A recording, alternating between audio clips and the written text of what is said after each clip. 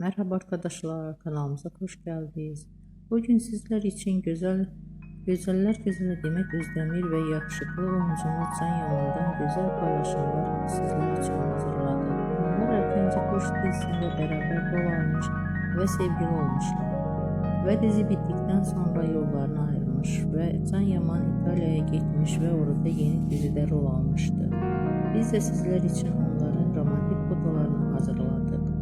Bu videoların devamlı gelmesini istiyorsanız kanalımıza abone olup yorum yazmayı unutmayın. Herkese teşekkür ederim.